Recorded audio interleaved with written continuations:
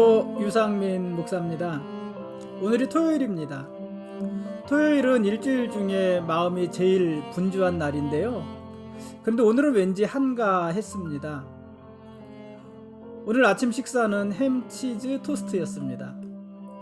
근처에 있는 후배 목사 사모님이 아침에 토스트를 구워서 파시는데 오늘 아침 일찍 그곳에 다녀왔습니다. 토스트 파는 곳은 차로 한 10분쯤 거리에 있습니다. 그곳에 가서 사모님이랑 아침부터 한참 동안 수다 떨고 이야기를 나누었습니다. 이야기 끝에 토스트 넉 장을 주문했는데 목사님들에게는 토스트 값을 받지 않는다고 합니다. 그래서 염치불구하고 주는 토스트 그냥 받아서 왔습니다. 아침 일찍 문을 연 커피숍이 있어서 예가체프 드립 커피를 테이크아웃하고 편의점에 가서 우유 사가지고 집에 들어갔습니다. 그것이 우리 오늘 아침 식사였습니다. 저희 식구는 5식구인데 토스트 넉 장이면 아침 식사로 먹을만 합니다. 오후에는 교회 화분에 물을 줬습니다. 화분들 다 내려다가 물을 줬습니다. 아무래도 겨울에는 물을 덜 주게 되는데 그래서 그런가 화분마다 이파리에 힘이 없습니다. 그러다 물을 주니까 제 기분이 그랬나요? 금방 꽃과 줄기에 힘이 돋는 것 같았습니다. 이제 곧 3월 중순이니 꽃이며 나무들도 조금만 더 참고 조금만 더 견디면 이제 모두 밖에 내놓을 수 있을 것입니다. 우리가 살다 보면 그저 견뎌야 될 때가 있습니다. 그럴 때는 어떤 상황에서건 벗어나려고 애쓰기보다 그저 참고 견디면서 순간을 지내고 하루하루를 보내는 것이 최선입니다. 그렇게 견디다 보면 시간이 가고 지금껏 제가 살아보니까 시간이 해결해주는 문제들이 의외로 많이 있습니다.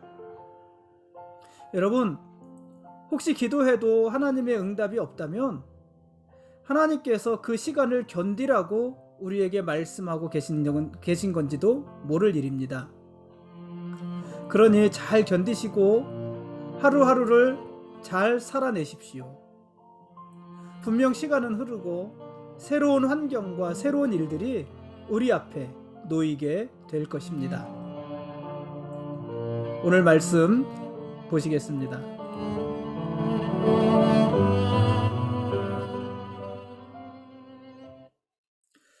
오늘 읽을 말씀은 신명기 18장부터 21장까지 말씀입니다. 하나님께서 제사장과 레위인들이 받을 몫에 대해 다시 말씀하시고 또 가나안 사람들의 가증한 행위를 본받지 말라는 말씀도 다시 하십니다. 계속해서 반복되는 말씀입니다. 그 말씀을 하시고 모세가 죽더라도 모세와 같은 선지자를 다시 일으켜 주시겠다고도 말씀하십니다. 당연히 모세는 죽겠죠. 그러나 모세는 죽어도 하나님은 죽지 않으시고 하나님이 죽지 않으시니 하나님 말씀도 사라지지 않습니다. 그러므로 하나님의 말씀은 모세가 죽은 후에도 다른 선지자들을 통해서 계속해서 전해질 것입니다. 따라서 이스라엘 백성들은 선지자들의 입을 통해서 전해지는 하나님의 말씀을 잘 듣고 언제든지 그 말씀대로 살아야 합니다. 만일 그렇게 살지 않으면 하나님께서 이스라엘 위에 벌을 내리실 것입니다. 물론 선지자들은 하나님의 이름을 이용해서 자기들의 입속을 챙기려 해서는 안 됩니다. 만일 선지자가 자기 마음대로 하나님의 말씀을 전하든가 또 다른 신들의 이름으로 말을 하기 시작한다면 그 선지자는 죽임을 당할 것입니다. 모세가 전하는 하나님의 말씀이나 다른 선지자가 전하는 하나님의 말씀이나 모두 하나님의 말씀입니다. 여러분, 그런데요, 우리는 누구의 말을 듣고 싶나요? 여러분, 모세가 전하는 말을 듣고 싶으십니까? 아니면 다른 선지자들이 전하는 말을 듣고 싶으십니까? 기왕이면 다홍치마라고 기왕이면 모세가 전하는 말을 듣는 것이 더 좋지 않겠습니까? 그게 우리들 생각 아닙니까? 그러나 모세가 전하는 것도 하나님의 말씀이고요. 다른 선지자들이 전하는 것도 똑같은 하나님의 말씀입니다. 또한 시내산에서 그러셨듯이 하나님이 직접 전하시는 말씀, 그렇죠? 하나님이 직접 써주기도 하시고 직접 해주시는 말씀이 있잖아요. 그런 말씀이나 아니면 하나님께서 선지자들을 통해서 하시는 말씀이나 또 아니면 하나님께서 기록된 성경을 통해서 들려주시는 말씀이나 모두 하나님의 말씀입니다. 그리고 그 말씀의 무게는 똑같습니다. 그리고 그 말씀에 대한 순종과 불순종의 결과도 똑같습니다. 우리는 간혹 하나님 말씀보다 그 말씀을 전하는 사람에게 집중하고 또 그 말씀을 전하는 사람이 누구인지에 따라서 전해지는 말씀의 경중을 따질 때가 아주 많이 있습니다. 그렇지 않습니까? 그래서 우리는 기왕이면 모세의 설교를 듣고 싶은 거잖아요. 여러분, 그러나 중요한 것은 말씀을 전하는 사람이 누구인지가 아니라 그가 전하는 말씀이 정말로 하나님의 말씀인가 하는 것입니다. 그게 중요한 것입니다. 여러분, 사람에게 현혹되지 마십시오. 하나님의 말씀에 집중하십시오. 그리고 하나님의 말씀을 분별하십시오. 모세가 전하는 하나님의 말씀이나 모세 이후 일어난 선지자들이 전하는 하나님의 말씀이나 모두 하나님의 말씀입니다. 그 말씀을 전하는 사람이 모세인지 아닌지가 중요한 것이 아니라 그들이 전하는 말씀이 정말로 살아있는 하나님의 말씀인지 아닌지, 그것이 중요한 것 아니겠습니까? 그러므로 사람에 현혹되지 마시고 하나님의 말씀을 분별하십시오.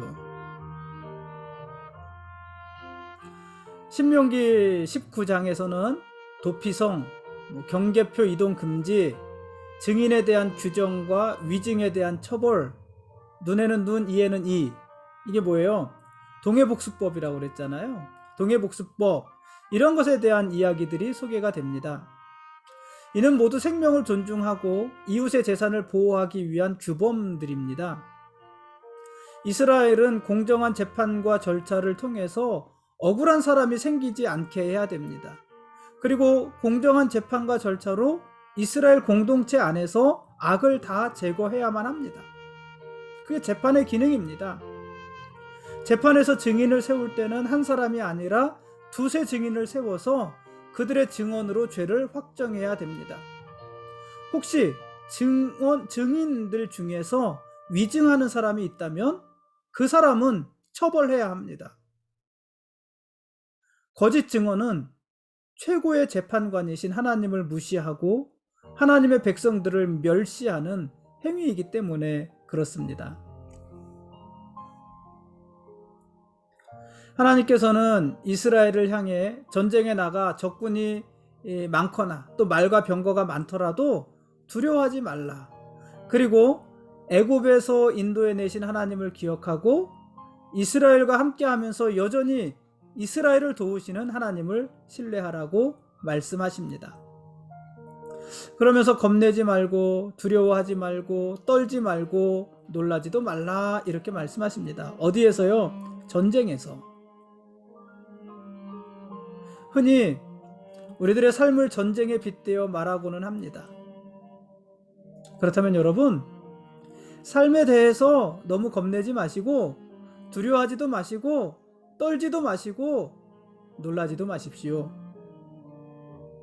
다만 지금껏 우리의 삶을 인도하신 하나님을 기억하고 지금도 여전히 우리와 함께 하시면서 우리를 도우시는 하나님을 신뢰하십시오. 그러면 하나님께서 우리 삶의 모든 전쟁에서 우리를 이기게 하실 것입니다. 21장에서는요, 살인자를 찾지 못하는 시체에 관한 규정. 참 안 됐어요. 죽어서도 누가 죽였는지도 모르고 왜 죽었는지도 모르고 버려진 거잖아요. 그 살인자를 찾지 못하는 시체에 관한 규정, 또 전쟁 포로를 아내로 삼는 규정, 남편이 미워하는 아내가 낳은 장자의 권리, 패역한 아들에 대한 징벌, 또 나무에 달린 시체에 대한 규정, 이런 것들을 이야기합니다. 근데 이들은 모두 어떤 공통점을 가지고 있는 사람들이냐면은 사회적인 약자들입니다. 사회적인 약자들이고 자칫 사람들이 함부로 대할 수 있는 그런 사람들입니다. 하나님은 이런 사람들의 인격과 권리도 존중해 주시는 것이고 그들의 인격과 권리도 존중하라고 말씀하시는 것입니다. 살인자를 알지 못하는 시체에 대해서는요, 시체가 발견된 곳에서 가장 가까운 성읍의 장로들이 암송아지의 목을 꺾고 손을 씻음으로 자신들이 그 죽음과 상관이 없다는 것을 공포하라, 선포하라, 이렇게 말씀하십니다. 전쟁에서 포로로 잡혀온 여자에 대해서도 함부로 대해서는 안 되고, 만일 그 여자를 사랑한다면 정식으로 아내로 맞이해야 된다고 하십니다. 만일 포로로 잡혀온 여자를 아내로 맞이할 때에는 그 여자가 고향의 부모를 위해서 한 달간 애곡하는 기간을 가질 수 있도록 배려해 주라고도 하십니다. 혹시 마음이 변해서 이혼을 할 때에도 그냥 버리는 것이 아니라 정당한 절차를 거쳐서 이혼을 해야 됩니다. 이혼을 하고 나서도 돈을 받고 팔거나 또는 종처럼 취급해서는 안 됩니다. 남편이 미워하는 아내가 첫째 아들을 낳았을 경우 어떻게 해야 될까요? 남편에게 두 아내가 있었는데 한 아내는 미워하는 아내고 한 아내는 사랑하는 아내예요. 둘 다 아들을 낳았는데 미워하는 아내가 조금 더 일찍 아들을 낳았어요. 사랑하는 아내도 아들을 낳았는데 조금 늦게 낳았어요. 그때 미워하는 아내가 낳은 첫째 아들의 권리를 함부로 패하지 말라는 것입니다. 사랑하는 아내가 낳은 아들, 그에게 장자의 권리를 주지 말라는 것입니다.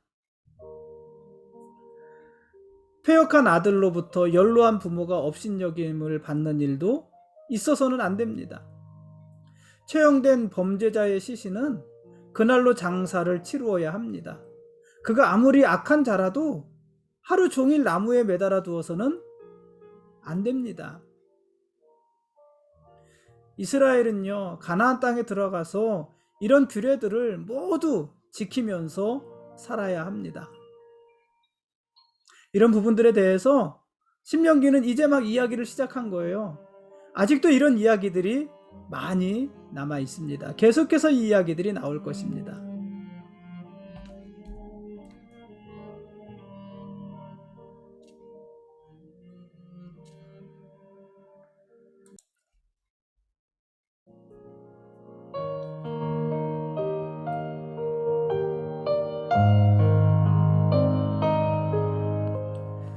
지금까지 신명기 18장부터 21장까지 말씀에 대한 길라잡이였습니다. 내일 읽을 말씀은 신명기 22장부터 26장까지입니다. 5장이네요. 좀 기네요. 네. 하나님의 말씀은 우리의 구원에만 한정되어 있지 않습니다.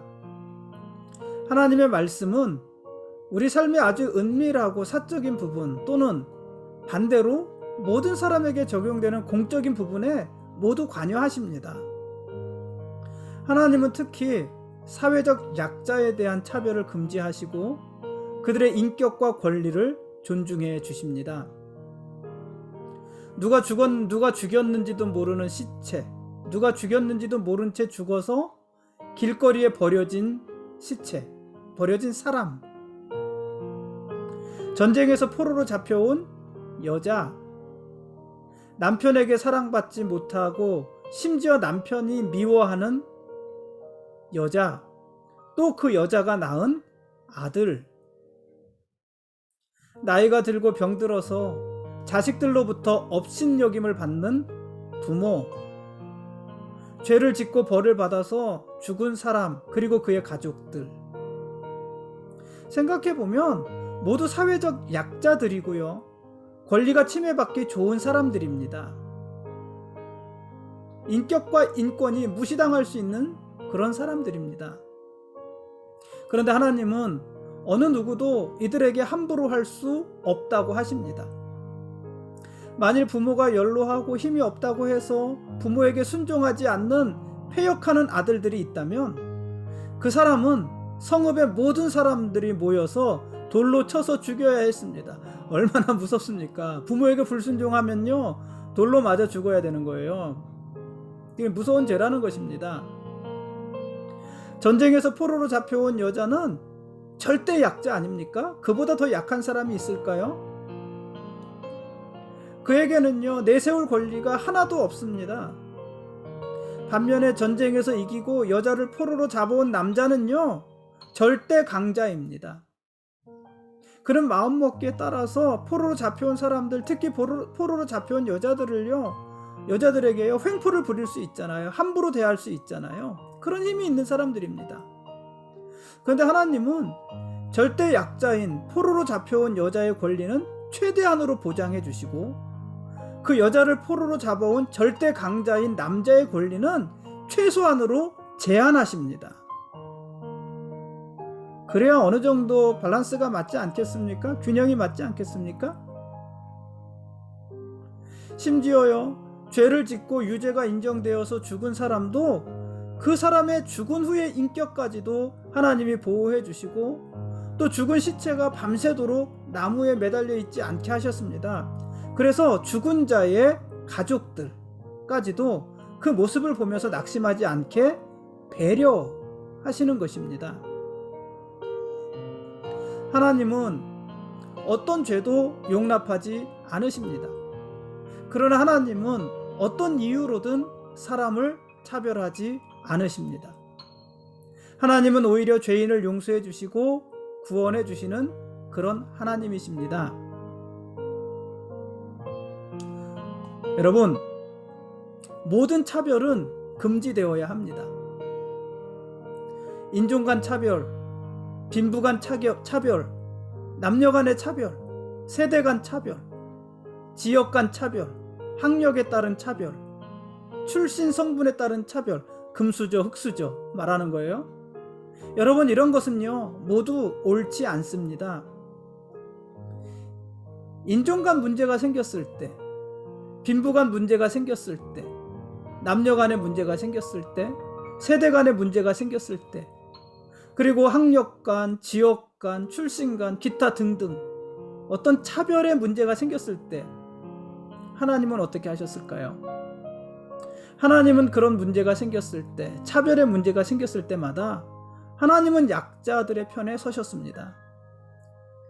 그들의 권리를 존중해 주셨고 그들의 인격을 보호해 주셨습니다.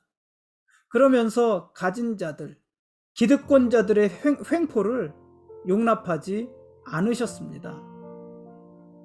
이스라엘은 이제 가나안 땅에 들어가서 이런 하나님의 마음을 그들이 사는 가나안 땅에 뿌리내리게 해야 하는 것입니다. 하나님이 우리의 왕이십니다. 우리는 그분의 말씀대로 살아야 할 거룩한 백성들입니다. 고맙습니다.